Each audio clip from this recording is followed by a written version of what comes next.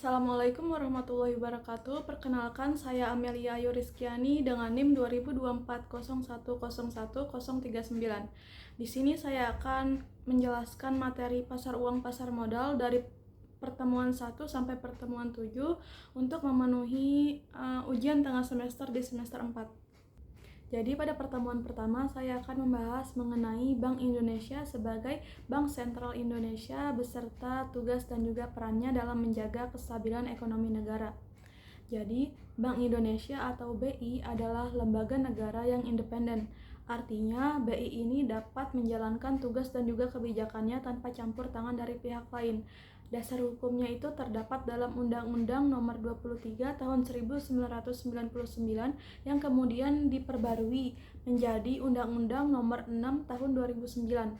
Sebagai bank sentral, BI itu memiliki tujuan utama yaitu menjaga kestabilan nilai rupiah, baik terhadap harga barang dan jasa atau inflasi, maupun terhadap mata uang asing. Untuk mencapai tujuan tersebut, BI ini memiliki 3 tugas utama, yaitu menetapkan dan juga menjalankan kebijakan moneter, terus mengatur dan juga menjaga kelancaran sistem pembayaran, dan menjaga kestabilan sistem keuangan agar kondisi perbankan tetap aman serta sehat. Dalam menjalankan tugasnya, BI itu membuat kebijakan berdasarkan riset dan juga analisis yang terstruktur. Selain itu, BI juga bekerja sama dengan pemerintah, DPR, LPS, dan juga lembaga internasional untuk menjaga kestabilan ekonomi nasional dan juga global. Bank Indonesia juga memiliki peran penting dalam jaring pengaman sistem keuangan atau JPSK. Sistem ini itu tujuannya untuk mencegah dan juga menangani krisis keuangan. Salah satu pendukungnya yaitu Lembaga Penjamin Simpanan atau LPS yang tugasnya itu menjamin simpanan nasabah bank agar masyarakat itu tetap percaya terhadap sistem perbankan. Selain itu, BI juga mengembangkan ekonomi dan juga keuangan syariah di Indonesia. Pengembangan ini dilakukan melalui prinsip syariah seperti larangan riba, larangan spekulasi, serta penerapan zakat, infak, sedekah, serta wakaf. Tujuannya itu agar ekonomi menjadi lebih adil, stabil, serta bermanfaat bagi masyarakat. Jadi Bank Indonesia itu memiliki peran yang penting dalam menjaga kestabilan ekonomi melalui kebijakan moneter, pengawasan sistem keuangan, serta pengembangan ekonomi syariah demi kesejahteraan masyarakat. Selanjutnya saya akan membahas tentang kebijakan moneter Bank Indonesia. Jadi kebijakan moneter adalah kebijakan yang dilakukan Bank Indonesia untuk menjaga kestabilan nilai rupiah dan mengendalikan inflasi. Inflasi sendiri adalah kenaikan harga barang dan jasa secara terus-menerus yang dapat menurunkan daya beli masyarakat. Sejak tahun 2005, Bank Indonesia itu menggunakan sistem Inflation Targeting Framework atau ITF, yaitu kebijakan yang menjadikan inflasi sebagai target utama. Nah, untuk menjalankannya, Bank Indonesia juga menggunakan suku bunga atau BI 7 Days Reserve Repo Rate sebagai alat utama kebijakan moneter. Jika ekonomi sedang lesu, Bank Indonesia itu dapat menurunkan suku bunga agar masyarakat lebih mudah meminjam uang serta kegiatan ekonominya itu meningkat. Begitupun sebaliknya, jika inflasi terlalu tinggi, BI itu akan menaikkan suku bunga untuk mengurangi jumlah uang yang beredar. Inflasi dapat disebabkan oleh tingginya permintaan masyarakat, kenaikan biaya produksi, atau faktor lain seperti kenaikan harga BBM dan juga gangguan distribusi barang.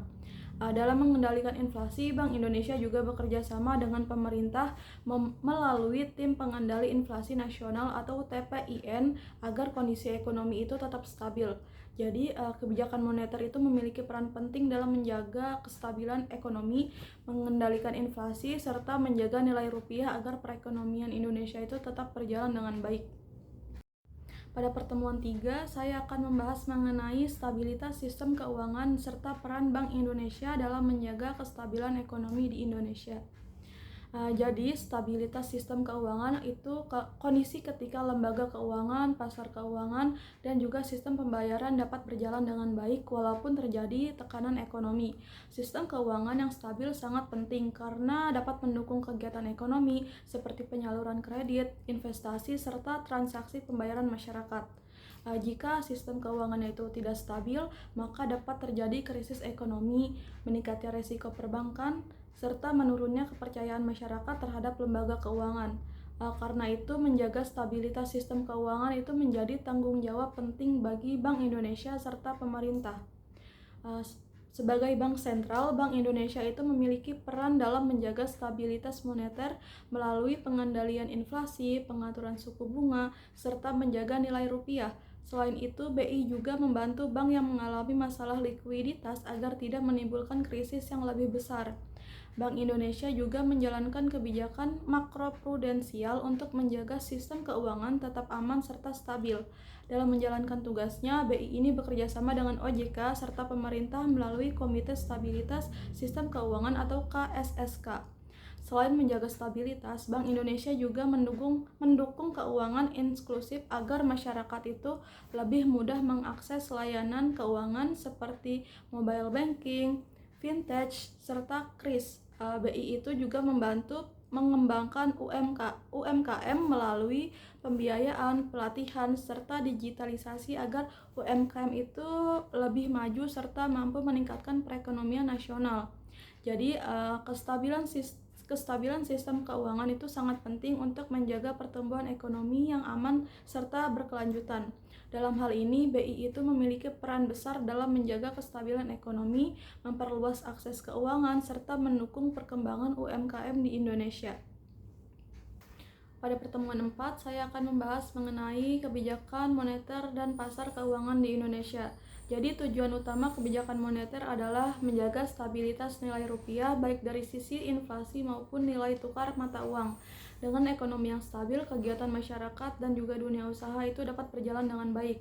Sejak tahun 2005, Indonesia itu menggunakan Sistem Inflation Targeting Framework atau ITF yang fokusnya pada pengendalian inflasi. Serta krisis global pada tahun 2008, Bank Indonesia juga mulai menerapkan fleksibel ITF, yang artinya BI ini tidak hanya menjaga inflasi tapi juga menjaga stabilitas sistem keuangan. Instrumen utama yang digunakan adalah BI 7-day Reserve Repo Rate, yaitu sebagai suku bunga acuan. Jika inflasinya naik, BI itu dapat menaikkan suku bunga untuk mengurangi jumlah uang yang beredar. Begitupun sebaliknya, jika ekonomi melemah, BI itu akan menurunkan suku bunga agar konsumsi dan juga investasi itu meningkat. Selain itu, Bank Indonesia juga menggunakan kebijakan makroprudensial untuk mencegah resiko di sektor keuangan. Dalam pasar keuangan, BI itu memiliki sistem penting seperti BI Real Time Gross Settlement untuk pembayaran dan juga BI Scriptless Securities Settlement System untuk transaksi surat berharga agar transaksinya aman berjalan dengan lancar. Jadi, kebijakan moneter modern itu tidak hanya fokus untuk mengendalikan inflasi, tapi juga menjaga stabilitas sistem keuangan dan memperkuat pasar keuangan.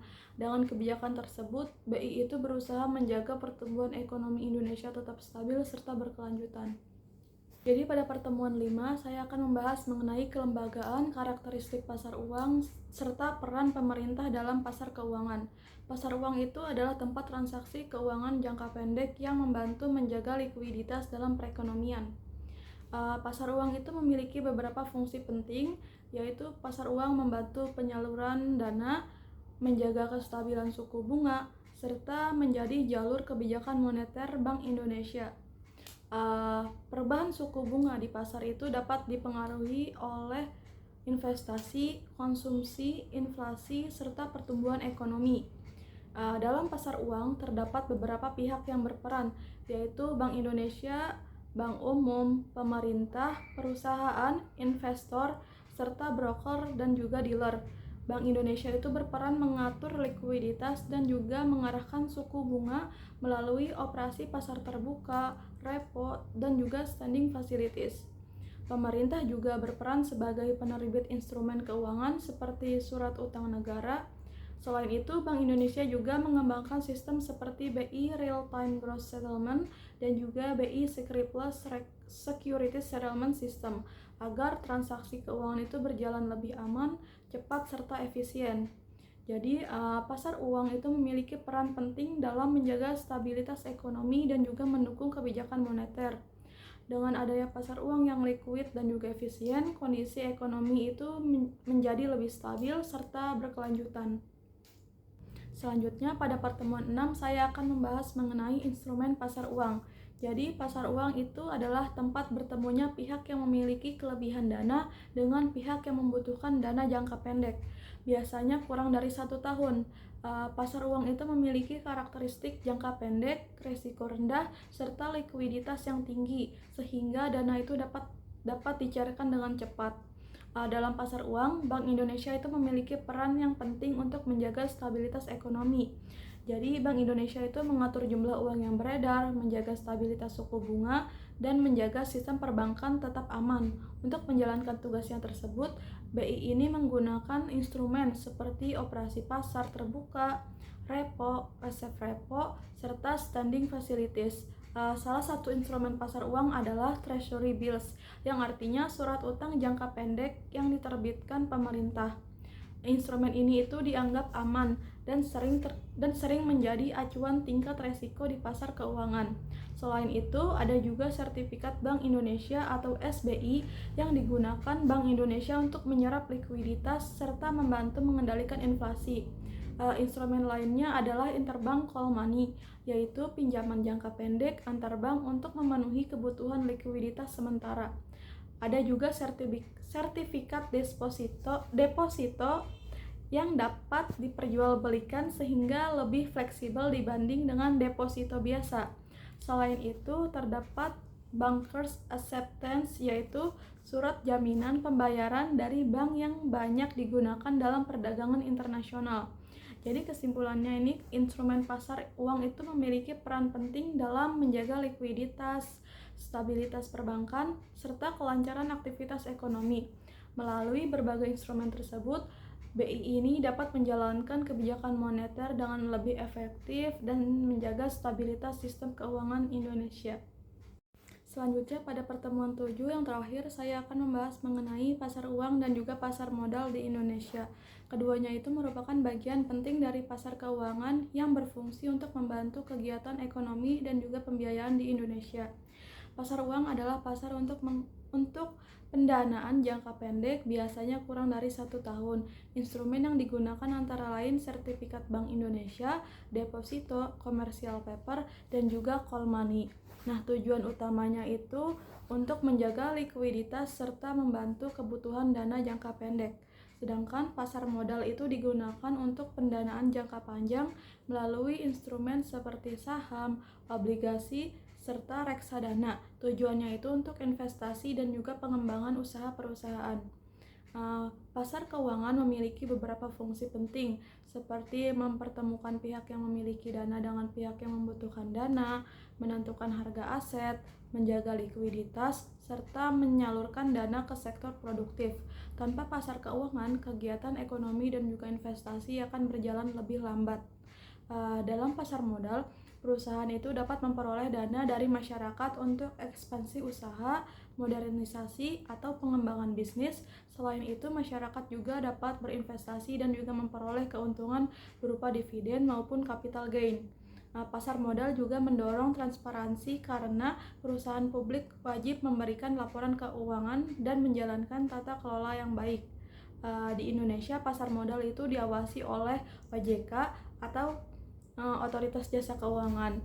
Selain itu, ada juga Bursa Efek Indonesia sebagai tempat perdagangan saham, KSEI sebagai tempat penyimpanan efek, dan juga KPEI yang mengatur clearing dalam transaksi. Dalam pasar modal juga terdapat pelaku seperti emiten, investor, broker, serta underwriter dan juga manajer investasi yang saling bekerja sama dalam sistem pasar modal. Namun, pasar modal juga memiliki resiko seperti resiko penurunan harga saham, resiko likuiditas, resiko kebangkrutan perusahaan, serta resiko krisis ekonomi. Karena itu, investor itu perlu memahami prinsip high risk, high return dan melakukan diversifikasi investasi. Jadi, kesimpulannya pasar uang dan pasar modal itu memiliki fungsi yang berbeda, tapi itu saling melengkapi. Pasar uang itu membantu menjaga stabilitas ekonomi jangka pendek, sedangkan pasar modal itu mendukung pertumbuhan ekonomi jangka panjang melalui investasi dan juga pembiayaan usaha. Sekian penjelasan dari saya. Terima kasih. Wassalamualaikum warahmatullahi wabarakatuh.